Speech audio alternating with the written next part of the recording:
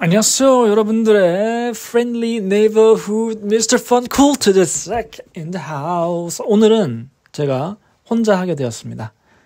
고독하구만. 뭐 다들 개인 사정이 있으니까 오늘은 저 혼자 영상을 캐리해 보도록 하겠습니다.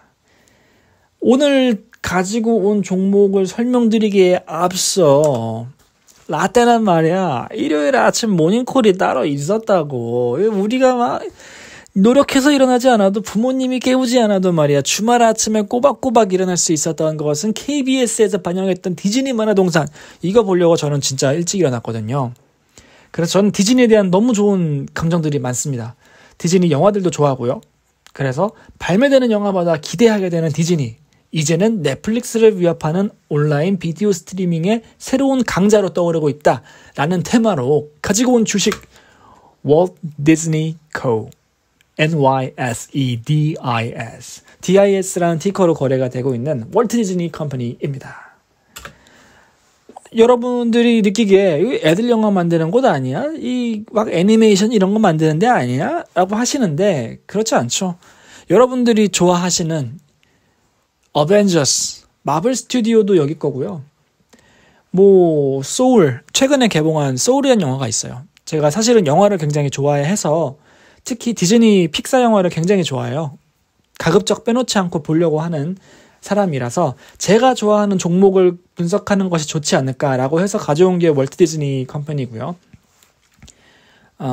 요즘 뭐 직장 생활하면서 힘드신 분들은 소울이라는 영화 보시는 거 추천합니다. 사실 제가 봤을 때, 영화 자체로 봤을 때는 인사이드 아웃이나 이런 명작 반열에, 뭐 겨울왕국 1편이나 이런 명작 반열에 오를 수 있는 영화는 아니라고 보는데, 영화를 통과하는, 관통하는 주제 자체가 굉장히 많이 와닿았고 읽었을 때 마음이 따뜻해지는 것을 느끼실 것 같아요. 그래서 힘드신 분들이 있다면 저는 이 영화 보는 것을 추천을 드리고 싶습니다. 어쨌든 오늘 가지고 온 주식은 월트 디즈니이고요. 월트 디즈니의 개요를 간단히 보자면 1923년 10월 16일 설립이 되었고 1957년 11월 12일 빼빼로데이 다음 날이네요. 상장이 되었습니다. 빼빼로 많이 받았겠네요. 임직원들이 좋겠지. 네, 임직원은 지금 20만 명이 넘고요. 이거는 2020년 10월 기준이라고 합니다. 섹터는 Movies and Entertainment 라고 되어 있고 시총은 340빌리언 USD입니다. 굉장히 크네요. 피어그룹은 시킹알파에서 가지고 온 정보인데요. 넷플릭스, 스포티파이, 로쿠, 텐센트 뮤직 엔터테인먼트 그룹? 아니 이런 애들은 왜 있는 거지? 라는 생각하실 수 있습니다. 특히 로쿠 같은 경우에는 저희가 이미 유튜브에서 커버리지를 했던 영상이죠. OTT, 그 비디오 스트리밍 서비스인데 월트 디즈니가 영화 만드는 회사 아니었어? 왜 이런 애들이 있지? 그 음원 회사는 도대체 왜 있는 거지? 라는 생각이 드실 수 있겠죠. 천천히, 아니 빨리 알아봅시다. 여기서 보면은 월트 디즈니의 비즈니스 영역은 미디어 네트워크, 파크 익스피리언스 프로덕트, 스튜디오 엔터테인먼트, 다이렉트 투 컨슈머, 인터내셔널 이렇게 네 가지로 구분이 되고 그 다음 줄에 제가 빨간색으로 하이라이트 딱 해놓은 부분을 보시면 2020년 10월에 회사가 발표를 한 거예요. 이제 앞으로는 DTC에 전념을 해야 된다. DTC에 좀 더 많은 사업에 비중치를 줘야 된다. 라는 내용이어서 하이라이트를 해놨고 DTC라고 하면은 뭔지 모르시잖아요. 그 제가 다다음 장인가? 정리를 해놨습니다. 같이 보시고 일단은 미디어 네트워크 뭐냐? 맨 오른쪽에 보시면 ABC 뉴스, 내셔널 지오그래피 이런 거 월트 디즈니 거인 거 아셨나요? 저는 사실 오늘 하면서 알았습니다. 이러한 케이블 네트워크가 미디어 네트워크에 속하고요. Parks, Experience and Products 얘네는 월트 디즈니 월드, 디즈니 월드, 뭐 디즈니랜드 뭐 너무 아름다운 곳이죠. 그런 거고요. 스튜디오 엔터테인먼트는 마블 스튜디오나 픽사 이런 데에서 만드는 영화가 해당이 되겠고요. DTC는 디즈니 플러스, ESPN 플러스, 훌루, 디즈니 뮤직 그룹도 여기 속하는지 좀 헷갈리긴 하는데 어쨌든 이런 애들이고요. 결국은 스트리밍 서비스이다. 보시면 아시겠지만 디즈니 뮤직 그룹 이런 게 있어요. 이래서 스포티파이나 뭐 텐센트 뮤직이 피어그룹으로 잡힌 것 같고 훌루 같은 경우에는 약간 넷플릭스랑 비슷하진 않지만 어쨌든 비디오 스트리밍 플랫폼이거든요. 그래서 얘네들은 이제 뭐 넷플릭스나 로쿠 이쪽으로 잡힌 것 같습니다. 간단하게 레베뉴로 볼게요. 지역별로 봤을 때는 미국이 가장 큰 시장이고요. 뭐 레베뉴의 전반적인 모습을 보면 2020년도에 하락을 했습니다. 뭐 좀 더 뒤에서 다루고요. 사업 영역으로 봤을 때는 미디어 네트워크, 파크 익스피리언스 앤 프로덕트, 스튜디오 엔터테인먼트, DTC, 엘리미네이션 뭐 이렇게 있다고 하는데, 미디어는 디즈니, ESPN, ABC 등 비디오 스트리밍 및 광고 수입을 포함하고 있고요. 파크는 월트 디즈니 월드의 이용료 및 디즈니 관련 상품 수익 등을 포함. 스튜디오 엔터테인먼트는 마블, 픽사 등 영화 및 음악 저작권 수익을 포함하고 있고, DTC는 디즈니스 플러스, ESPN 플러스, 훌루 등 온라인 스트리밍 서비스, 구독료, 광고 수익 등을 포함하고 있습니다. 엘리미네이션은 보니까 뭐 내부 거래 조정 항목이라고 해서 약간 내부적으로 중첩되는 항목들, 더블 카운팅 되는 부분을 보정하는 항목으로 생각을 해주시면 될 것 같습니다. 앞서 말씀드렸던 것처럼 월트 디즈니는 지금 DTC에 집중을 하고 있습니다.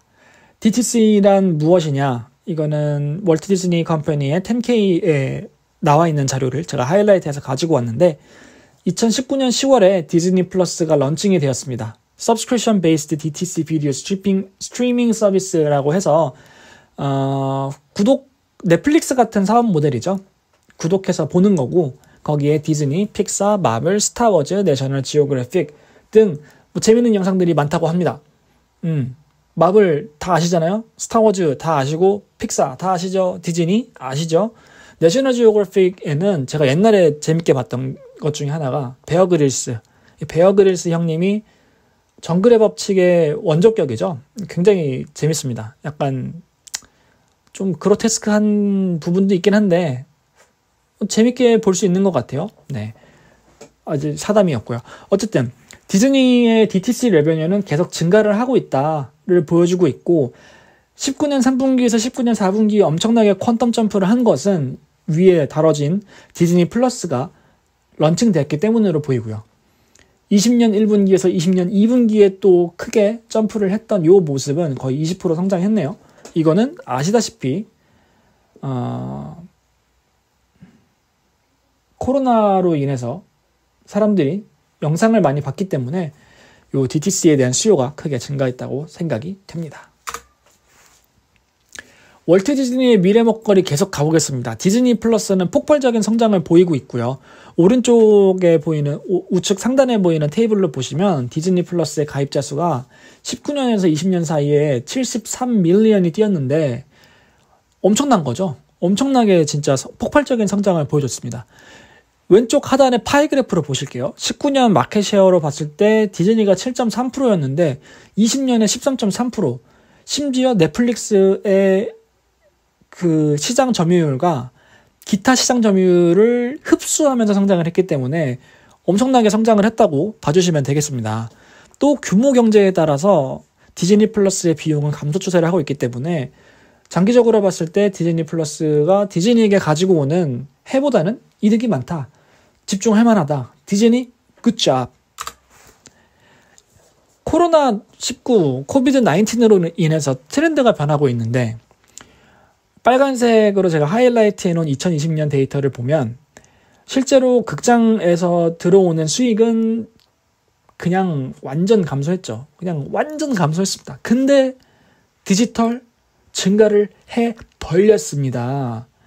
증가를 했죠. 왜냐하면 사람들이 집에서 핸드폰으로 보기 시작했기 때문에 디지털에 대한 수요가 굉장히 증가를 했다. 이 부분을 좀 강조를 하고 싶어서 가지고 온 장표였습니다.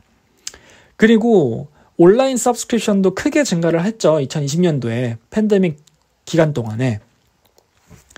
앞이랑 일맥상통한 내용이기 때문에 굳이 뭐 부연 설명하지 않겠습니다.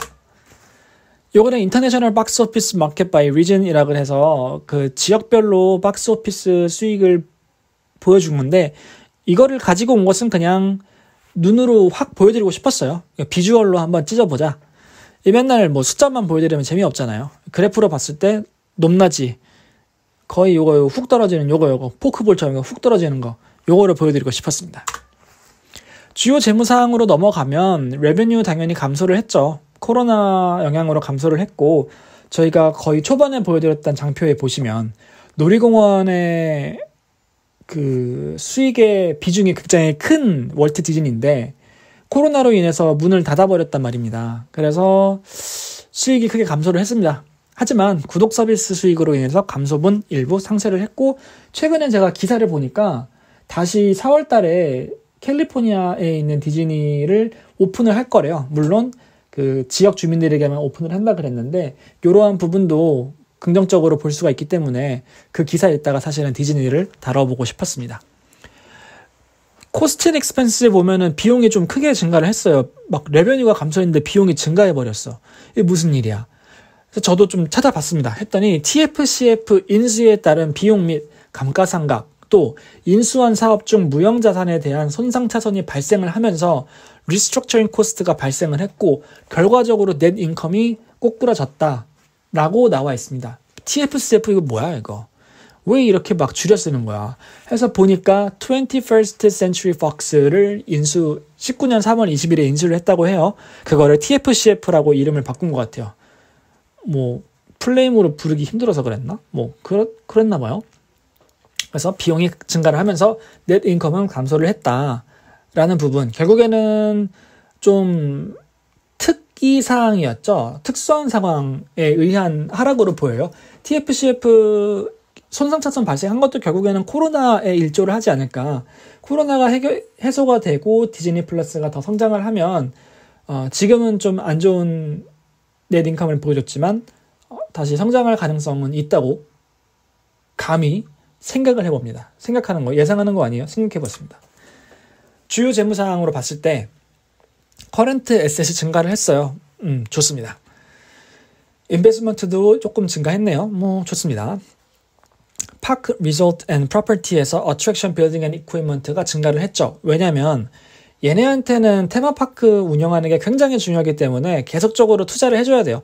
투자를 해서 사람들이 더 놀러 올 수 있게 유인책을 만들고 자산을 더 예쁘게 만들고 뭐 사고가 발생하지 않도록 보수를 진행을 하고, 이러한 부분이 중요하기 때문이죠.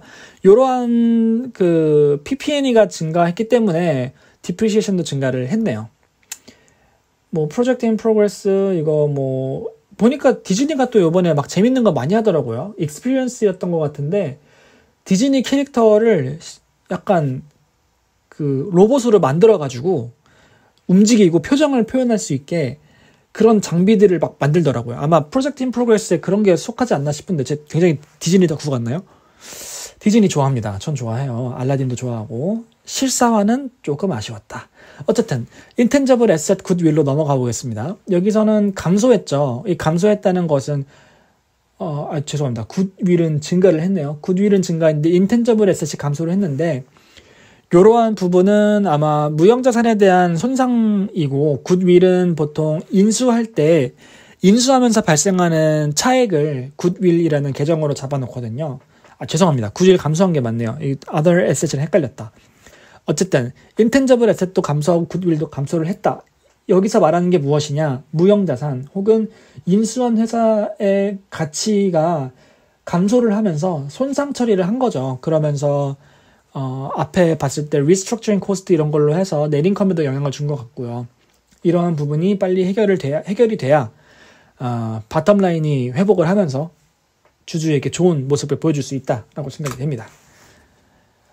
current liability 감소했고 borrowing이 증가했어요. 퍼센티지로만 볼게요. 그러면은 좀 크게 증가를 한 것 같아요.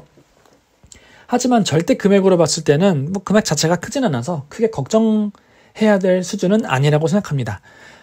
인컴 텍스 치우고 other long-term liability도 증가를 했는데, 결국 이게 2020년도에 증가했던 이유는 다 아시잖아요. 좀 막 너무 제가 우려먹기 해서 죄송한데 코로나의 영향이었기 때문에 이것은 어쩔 수가 없었다. 근데 그 금액이 절대적으로 크지 않기 때문에 크게 걱정할 필요는 없다라고 생각이 됩니다. 뭐 이 정도가 되겠네요. 오늘은 제가 혼자 떠들어 봤습니다. 막 하도 떠드니까 좀 머리가 좀 아파요. 공기가 부족한가 봐. 머리가 막 울려.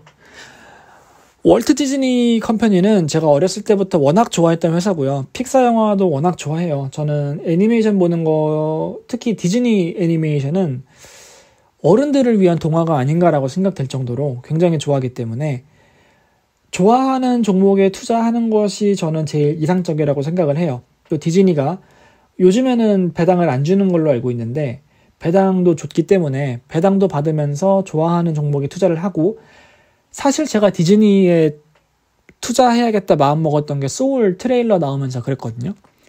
막상 봤을 때는 좀 아쉬웠어요. 그 트레일러보다는 재미가 없었긴 했는데 주제가 너무 좋아서, 제가 평소에 고민하던 주제를 다뤄줘서 재밌게 봤고, 또 비슷한 사례로 저는 아이폰 12가 나왔을 때 압구정 그 가로수길 매장을 갔는데 줄이 진짜 긴 거예요. 이거는 야, 코로나 시대에 줄 서서 들어간다고 할 정도로, 그걸 보고 아이폰 12 이번에 대박 나겠구나 해서 저도 아이폰 12를 산 상태였고 만족을 하고 있는 상태에서 시장에서 그런 반응을 보여주니까 얘는 투자를 해야겠구나라고 생각을 해서 투자를 했어요. 뭐 이런 식으로 본인들이 자기가 제일 좋아하는 주식, 자기가 속해 있는 뭐 산업에서 들려오는 이야기들을 토대로 투자하는 것이 피터 린치 형님이 추천하는 방법이고, 저도 그래서 디즈니는 투자할 가치가 있다고 생각을 했습니다. 주저리 많이 많았는데 오늘도 봐주셔서 너무 감사하고요. 족구할 항상 땡큐이고, 다음 주에는 오늘 참석하지 못한 두 분 포함해서 같이 한번 맛깔나는 영상 만들어 보도록 하겠습니다. 오늘도 고생하셨고 성투하세요. 잘 자요.